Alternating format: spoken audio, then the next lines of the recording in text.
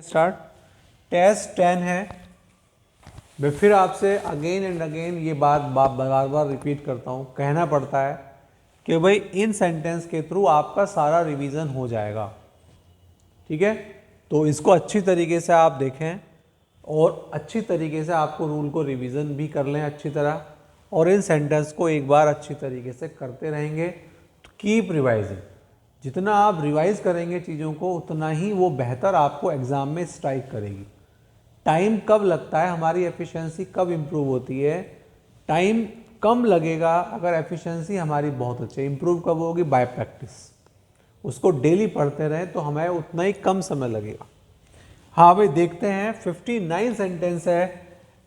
कभी भी सेंटेंस का अर्थ मैटर नहीं करता एग्जाम के अंदर कि आप उसका अर्थ लगा रहे हैं। आप रूल्स पढ़ रहे हैं, एक्टिव पैसिव में देखा, डाइड में देखा, रूल्स ऑफ द वर्ब में देखा, आपने कभी उसका मीनिंग नहीं लगाया, तो मीनिंग से मैटर नहीं करता यहाँ पर। ठीक है, मीनिंग डज नॉट मैटर।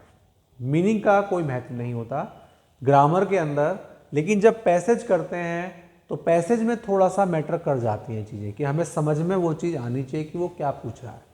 चलो अभी देखें। पहला सेंटेंस है, imagine living with someone who never stop talk. ये शायद पहले भी आया था स्टॉप, मैंने लव भी बताया था, लाइक भी बताया था। ठीक है, और भी मैं वर्ब बताऊंगा आपको। इनके बाद क्या होता है कि जो वर्ब होती है उसमें आईएनजी लगा दो।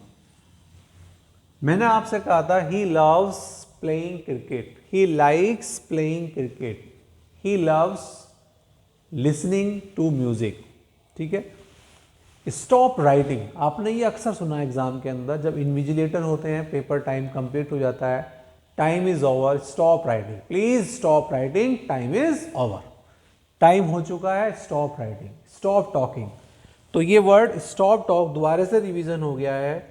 तो यहाँ पर केवल आपको वर्ब में आईएनजी लगाना है, टॉक में आईएनजी लगाना है, टॉकिंग, तो यानी कि सी में गलती है। 59 का जो पार्ट है सी में गलती है, और उसको फाइनली इंप्रूव भी कर लिया कि उसको ऐसे बनाना है। 60 सेंटेंस, देखो 60 सेंटेंस में कितना बेसिक सेंटेंस दिया, लेकिन सेंटेंस बड़ा दे दिया। आपको यह भी देखना है एग्जाम में कि मेन प्राइम चीज क्या है, मेन बेस्ट पार्ट क्या है, जो एग्जाम में अक्सर आता है। स्टॉप कई बार, एक दो बार तो रिपीट हो ही चुका है कन्फर्म। अब देखो इसमें कितना सिंपल रूल रिवाइज करा है इन्होंने, और सेंटेंस बड़ा दे दिया। आई वॉज शॉक्ड, मुझे बड़ा दुख हुआ था, व्हेन ही टोल्ड मी, जब उसने मुझे बताया, that the old man died by cancer. आपको प्रीपोजिशन कराई थी और ये बताया था जो डाई की सेकेंड और थर्ड क्या होती है, डाइड होती है। जब डिसीज कोई बीमारी होती है उससे मरते हैं तो प्रीपोजिशन ऑफ ही आती है। कई सारे वर्ड बताए थे आपको, प्राउड बताया था, प्राउड में भी ऑफ, मेड में ऑफ, और एफ्रेड, एफ्रेड भयभीत होना, अवेयर ऑफ, बिवेयर ऑफ सावधान होना। ठीक, अवेयर जागरूक होना, अफ्रेड, इस तरीके के वर्ड ये मैंने आपको बताए थे। अशेम्ड ऑफ, शर्मिंदा होना, ये सारों के साथ ऑफ आता है। देखो सेंटेंस को बड़ा बनाया, सेंटेंस को लॉन्ग किया, लेकिन करेक्शन एक बेसिक करेक्शन दी। तो आपको ये ध्यान रखना है, सेंटेंस को पढ़ते समय हमें, या बिना पढ़े हमें ये नहीं देखना कि यार सेंटेंस बड़ा सा ये छोड़ दे, नहीं नहीं, आपको सेंटेंस को पूरा पढ़ना है। पूरा पढ़ने के बाद उसमें देखना है कि हमें कहाँ पर स्ट्राइक हो रहा है। जैसे ही आप पूरा पढ़ेंगे, स्टॉप आते ही आपको स्ट्राइक करेगा, स्टॉप के संग वर्ब में आएंगे। इफ आ रहा है, अरे इफ के साथ विल नहीं आएगा, यहाँ पर प्रेजेंट इंड, ये स्ट्राइक करते हैं। ये प्रैक्टिस होती है जो आपको स्ट्राइक, और मेरा ये कहना है, मानना है, कंफर्म बिलीव है कि भाई आप सेंटेंस कहीं बाहर से नहीं आते, वही सब इजी सेंटेंस रिपीट करते रहते हैं। थोड़ा सा चेंज करा, सेंटेंस आपको दे दिया। तो ये सी ऑप्शन में ही गलती है, इसमें डाइट के साथ बाय नहीं आएगा, ऑफ आएगा। ये हमारा कंप्लीट हो गया। सही है। नेक्स्ट आइए, 60 हमारा कंप्लीट है, 61। हाँ भाई, to the man who work so hard in the project. उस व्यक्ति के लिए जो व्यक्ति बहुत मेहनत काम किया इस प्रोजेक्ट में, the news was profound disappointing. ये जो न्यूज़ है बड़ी ही प्रोफाउंड ना कर कर प्रोफाउंडली डिसअपॉइंटिंग, बहुत ही दुखी कारक है। तो यहाँ पर प्रोफाउंड डिसअपॉइंटिंग ना कर प्रोफाउंडली कहेंगे। जैसे एक बार आपको ध्यान होगा इन पर्टिकुलर लिखा था, वहाँ पर हमने पर्टिकुलर लिखा था। एक तुम्हें ध्यान होगा prompt action, promptly to action ना कहकर, सॉरी प्रॉम्प्टली टू एक्ट ना कहकर टू एक्ट प्रॉम्प्टली कह दिया था। तो यहाँ पर प्रोफाउंड ना कह के प्रोफाउंडली डिसअपॉइंटिंग, बहुत ज़्यादा दुखकारी है। तो प्रोफाउंड माने डीपली, डीपली उस सेंस में आता है। तो ये वाला सेंटेंस आप सही कर लें। क्लियर? हाँ भाई, 62 सेंटेंस चेक करें। Even though she lose the beauty contest, even though यहाँ तक कि उसने जो ब्यूटी कॉन्टेस्ट था वो हार दिया। शी वॉज स्टिल, वो अभी भी मोर प्रेटियर देन द अदर गर्ल्स, दूसरी लड़कियों से अभी भी ज़्यादा सुंदर है। अगर आपको ये ध्यान बताया था मैंने कि जैसे वाइज होता है, इसकी हमारे पास डिग्री है वाइजर और थर्ड होती है वाइजेस्ट। जब इसकी डिग्री है तो इससे पहले मोर लगाने की जरूरत नहीं है। टॉल है, पॉजिटिव डिग्री टॉल, इसकी टॉलर है और यहां पर टॉलेस्ट।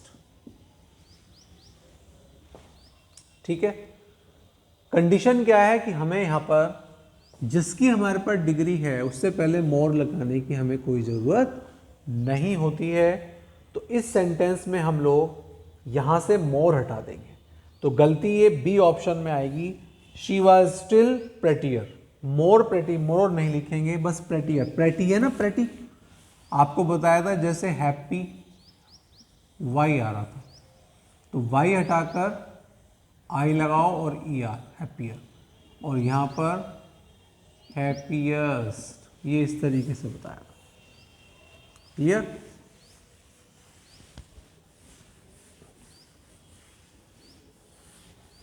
सही है, इस तरीके से ये चीजें आती हैं। इवन दो 62 कंप्लीट है हमारा।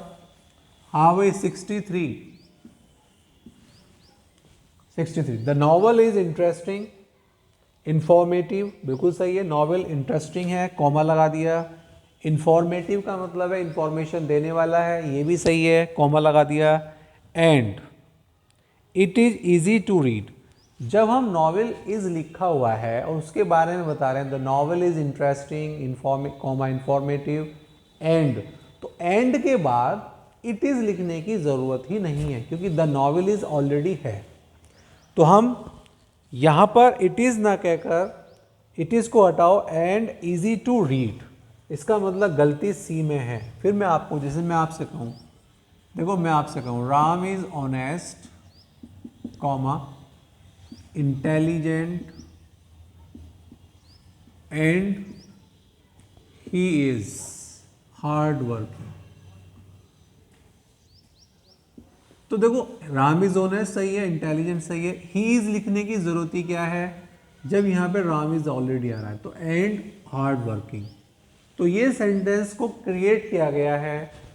ये सेंटेंस ग्रामर के किस रूल में तो है लेकिन क्रिएट करा गया है। तो क्रिएट में क्या होता है, आपको खुद पकड़ना है। ऐसी क्रिएशन बहुत इजी रहती है, उसको रनिंग में पढ़ो।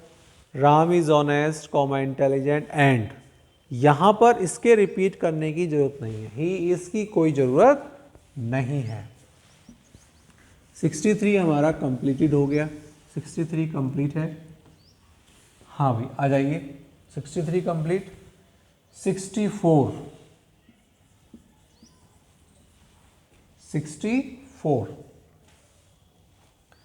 The differential attraction of the sun and the moon have a direct effect in the rising। यहां पर स्पेलिंग जो थी वो जो राइजिंग होता है तो राइजिंग एंड लिखा था, यहाँ फेलिंग लिख दिया था इन्होंने, मतलब एग्जाम में फेलिंग लिख दिया था। तो राइजिंग ऊपर उठना और फिर नीचे गिरना, तो यहाँ पर ये वाला वर्ड समझ रहे हो, मतलब फेलिंग लिखा हुआ था, लेकिन हमें जो लिखना है वो फॉलिंग होना चाहिए। Right word rising and fall, दोनों वर्ड एक दूसरे के अपोजिट है। ठीक, दोनों वर्ड एक दूसरे के अपोजिट हैं। तो यहाँ पर फेलिंग लिखा हुआ था, FAILING, उसको सही कर देंगे। तो ये वाला ऑप्शन आपका बी में गलती आएगी, फॉलिंग करेंगे, फॉलिंग। 64 कंप्लीट।